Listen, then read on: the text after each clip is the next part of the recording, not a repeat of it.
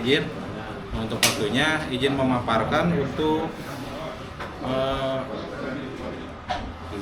divisi touring ya, dari fungsi, tugas dan ya segala rupa atau job desk-nya ya. Perkenalkannya bagi yang belum tahu, mungkin saya Dede Andri, alhamdulillah ditunjuk di koordinator divisi touring di bawah jajaran bidang 2. Nah, fungsi divisi touring sendiri itu ada lumayan banyak juga ya, kayak menyusun jadwal touring setahun ke depan biasanya. Kenapa Kang harus disusun selama itu mungkin? Nah, karena kalau dulu sih ya, saya dengar dari senior-senior ya, kalau touring itu nongkrong, ngopi-ngopi, langsung berangkat touring. Meleng dikit Jogja. Ya, meleng dikit Jogja gitu. Itu sharing dari senior-senior juga. Ya. Nah, Tidak terorganisir lah. ya. Tidak terschedule. Ya. Nah, kenapa sekarang dijadwalkan selama mungkin beberapa bulan atau mungkin tahun ke depan, itu biar kita itu ada persiapan, kayak dari mungkin cuti buat yang bekerja, terus persiapan bekal gitu, keuangan mungkin.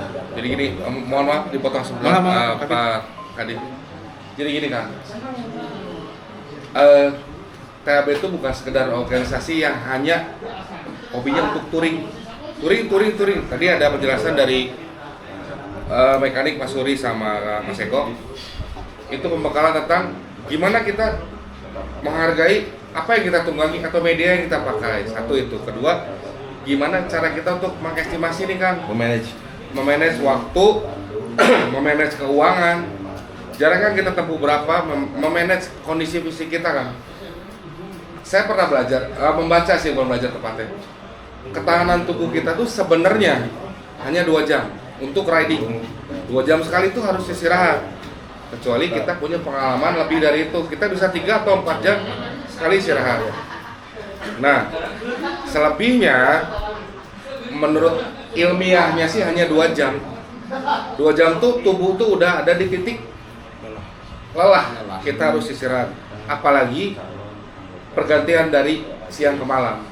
Biasanya kebiasaan kami sebagai pengurus dan senior-senior yang lalu, kalau sudah datang waktunya maghrib, entah itu udah 2 jam atau sebelum 2 jam, kita pasti istirahat. Karena perubahan jarak pandang itu dari terang ke gelap itu berbeda kan. Satu itu. Kedua, kalau cara kita umat beragamanya mah itu kita menghargailah dari redupnya terang sampai ke gelap. Itu aja sih. Selebihnya mah kalau untuk touring,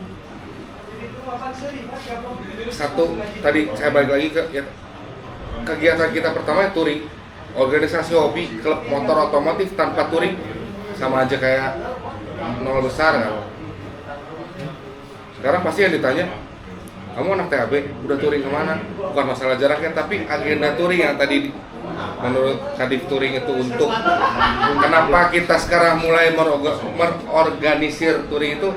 Yang pertama estimasikan, semua harus diestimasikan uang, kesehatan, jarak tempuh, kekuatan fisik kita tuh beda-beda. Tapi pada akhirnya standar kekuatan manusia lah itu hanya 2 jam untuk riding ya. Kalau untuk olahraga dan lain-lain saya kurang paham. Kalau untuk riding hanya 2 jam. 2 jam tuh udah sampai di puncak titik lelah. Itu aja sih. Enggak? Oh, terima kasih Pak Kabit atas tambahannya ya. Setuju sekali sama apa yang dikatakan Pak Kabit.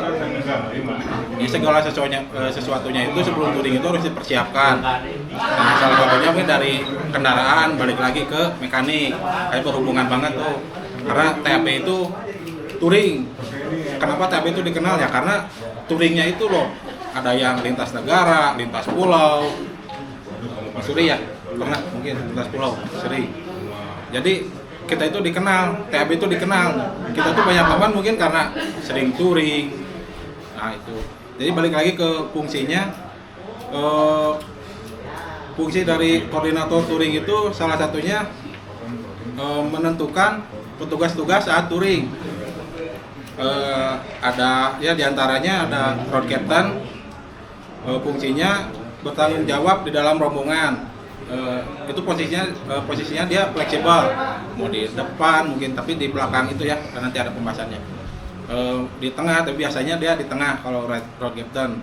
Dia bertanggung jawab atas rombongan saat touring.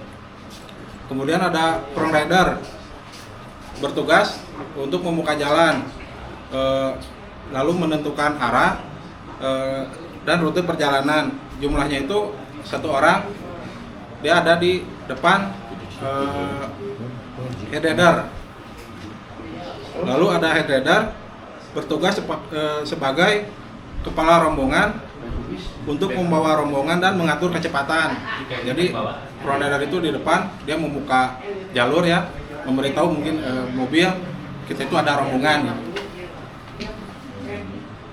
Jumlahnya 1 atau 2 orang, tergantung kebutuhan. Mungkin kalau touringnya, peserta touringnya tuh banyak, bisa 2 atau mungkin 3. Penonton. Lalu ada sweeper, middle rider, dan back rider. Tugasnya menjaga keutuhan rombongan. Jadi ketika ada mungkin terhalang ya, ketika menyalip jalanan padat, rombongan yang tengah atau belakang dia nggak bisa masuk. Nah, nanti ada sweeper yang akan menuntun buat menyambung kembali ke rombongan. Lalu mekanik, posisinya di belakang berjumlah 1 orang atau lebih, tergantung kebutuhan juga dari peserta touring. Lalu medical atau P3K, posisinya di belakang, jumlahnya 1 orang atau lebih, sama tergantung dari jumlah peserta touring. Itu posisinya di belakang berbarengan dengan mekanik.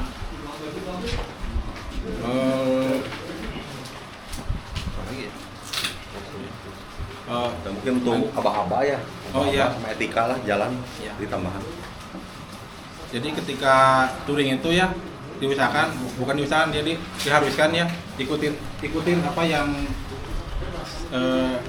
head rider kasih ketika aba-aba, ketika belok ada lubang kiri kanan gitu. Lalu kecepatan gitu. Diusahakan jaraknya itu jangan terlalu rapat. Jarak idealnya itu dari 1 motor ke belakang itu 1 motor lagi gitu. Jadi ini 1, ibarat kata ini ada motor lagi, nah kalian itu di sisi belakangnya, ini anggap aja 1 tapi kosong gitu. Nah idealnya itu seperti itu. Kalau kecepatan tinggi, mundur lagi satu motor lagi, jadi space-nya 2 motor gitu di depannya itu.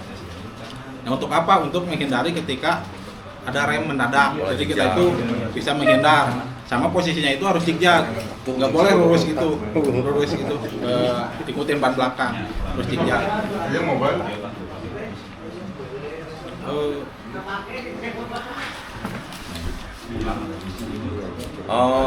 Ini ya tambahan mungkin dari saya, untuk di TAB itu lebih ke konsisten dalam ngatur ritme gas gitu. Jadi kalian nggak bisa nih, kecuali sweeper, mekanik, sama dokumentasi. Kalau itu emang balap-balapan tuh. Kalau dokumentasi dia ngejar dulu titik yang enak buat spot foto, nungguin kalian lewat baru jepret gitu. Terus kayak model sweeper itu dia lebih tugas utamanya ya, kayak model dari kalian race nih atau pemberangkatan. Head rider mulai jalan, head rider udah mulai jalan, dia gak akan langsung geber. Jadi nunggu dulu komando dari sweeper. Sweeper tuh sebenarnya ada di jajaran divisi 2, tapi kadang-kadang dari Tatip juga ada perbantuan memberitahu bahwa di tempat tikum udah clear, tidak ada yang ketinggalan, udah clear semua area gitu kan. Memberitahukan ke head rider atau front rider bahwa rombongan sudah komplit, baru itu kecepatan ditambah gitu. Nah untuk susunan mungkin ya dari head rider kalian jigot, baru embrio, dipecah itu kan ada yang magang juga senior, baru di belakang tuh ada P3K mekanik sesuai urutan ini.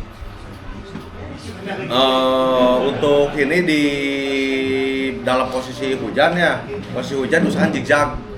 Jadi di mana ada kawan kalian tergelincir, gak akan ada kejadian tabrakan beruntun. Jadi bisa mecah gitu, langsung bisa ngamanin lah gitu. Tapi lihat juga kalian ngamanin teman kalian jatuh di kiri, lari ke kanan, depan ada truk gitu kan, nggak ini juga harus lihat situasi dan kondisi. Nah, jangan dibiasakan kalian memaksakan diri kalau seandainya kalian ngantuk bicara, mau pipis bicara. Itu berlaku untuk semua, tidak hanya untuk anggota muda atau zigot, embrio, itu semua untuk original member pun seperti itu. Kemudian nih Akobo, Wakabit, header atau ke sweeper, saya izin pengen pipis dulu, minimal ada yang ngasih tahu gitu bahwa di belakang tuh ada yang rest dulu, jadi bisa ngasih tahu ke pembawa rombongan untuk menurunkan kecepatan, bahwa ada rekan kita yang menepi dulu untuk buang air kecil atau dan sebagainya. Kalau trouble tuh jangan dibiasakan kalian tuh buruk semua. Tinggalin aja. Ya, tinggalin aja. Ada mekanik, kalau kalian kiranya nggak kompeten di situ, mending kalian ikuti aja jalur apa yang lain. Nanti ada mekanik sama super ngasih tahu. Kasih tanda aja ditunjuk gitu yang ke pinggir itu. Ngasih tahu. Biar yang belakangnya lihat. Gitu. Ya nggak usah turun Biar yang ke semua. pinggir kasih aja tunjuk gitu. Udah pegang lagi sebentar. Kecuali kalian mampu gitu kan. Oh iya, mogok bisa benerinnya, nggak jadi masalah. Oke, ada lagi mungkin Kabin? Untuk tambahan di divisi touring, biasanya kan divisi touring itu kita udah beberapa kali ada edukasi tentang tata cara berkendara ya. Kalian patut bersyukur karena dari semua klub di Indonesia cuma kita yang punya, dan alhamdulillah kita punya narasumbernya Kang Ivan untuk tata cara edukasi berkendara.